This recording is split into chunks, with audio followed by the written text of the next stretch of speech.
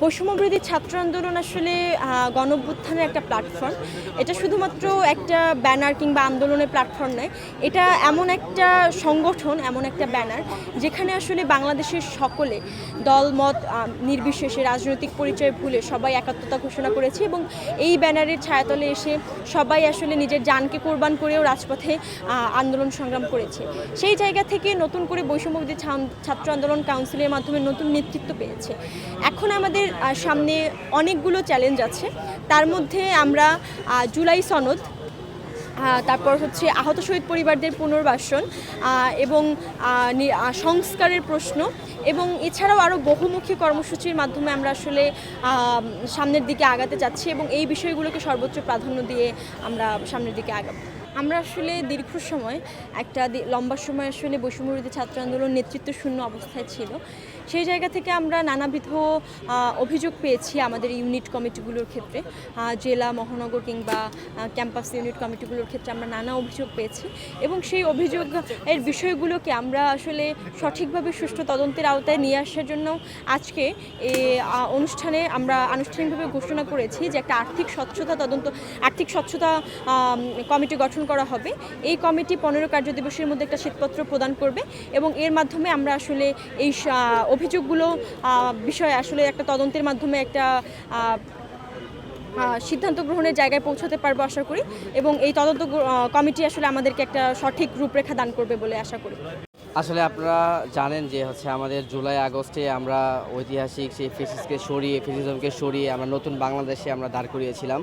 তো আমরা দেখতে পাচ্ছি যে বর্তমান বাংলাদেশে নানা রকম আমাদের বৈষম্য ছাত্র আন্দোলনের বিভিন্ন 64 জেলার ভিতরে যে সকল কমিটি আত্মপ্রকাশ হয়েছিল, হ্যাঁ, তাদের ভিতরে অনেকেই আপনার নাশকতায় জড়িত আছে এবং আমরা নতুন করে পূর্ণাঙ্গ কমিটি এজন্যই গঠন করতে চাচ্ছি যেন আগামী বাংলাদেশে বৈষম্যহীন বাংলাদেশে আমাদের এই বৈষম্যহীন প্ল্যাটফর্মরা একটা অরাজনৈতিকভাবে থাকে, যেন এই প্ল্যাটফর্মে যেন সাধারণ মানুষ এসে তাদের দুঃখের কথা এবং তারা এই গুম হামলার শিকার হলে, হ্যাঁ, তারা যেন আমাদের কাছে বলতে পারে, যেন আমরা আবার যেন ফেসিস যারা হবে তাদেরকে যেন আমরা সরাইতে পারি এবং আমরা যেন একটা ঐক্য ধরে রাখতে পারি।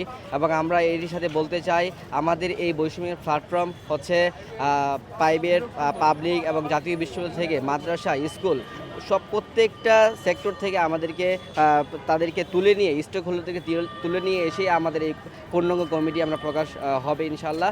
জুলাই আন্দোলনের পরেই যখন এনসিপি গঠন হলো বা এনসিপি গঠনের আগেই এনসিপি গঠন নিয়ে সবার একটা মাথায় চিন্তা ছিল যে এনসিপিকে গঠন করতে হবে।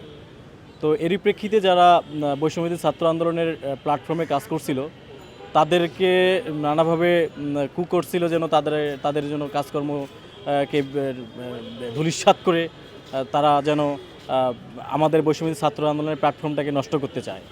এরই প্রেক্ষিতে আমরা আমাদের আজকে বৈষম্যবিরোধী ছাত্র আন্দোলনের আহ্বায়ক কমিটি আজকে আমাদের শপথ করলো।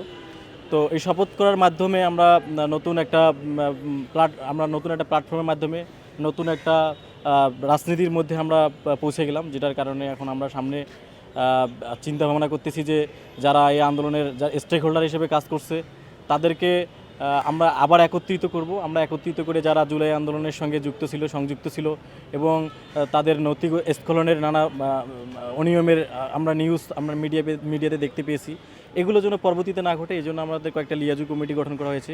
আমরা চিন্তা করতেছি এই লিয়াজু কমিটিগুলো আমরা সামনে ভালো কিছু উপহার দিব। এগুলো কাউন্সিলের বিষয়ে আমাদের সিদ্ধান্ত হয়েছে। এখানে অনেকে আছে যে জেলা যে কমিটি বা উপজেলা যে কমিটিতে আছে, কমিটিতে থেকে অনেকে এনসিপিতে চলে গেছে, অনেকে বাক্সাসে চলে গেছে। আমরা এগুলো থেকে আবার রিঅর্গানাইজ করে আমরা কমিটিটাকে আবার নতুন করে অ্যাক্টিভ করার চিন্তা ভাবনা করতেছি।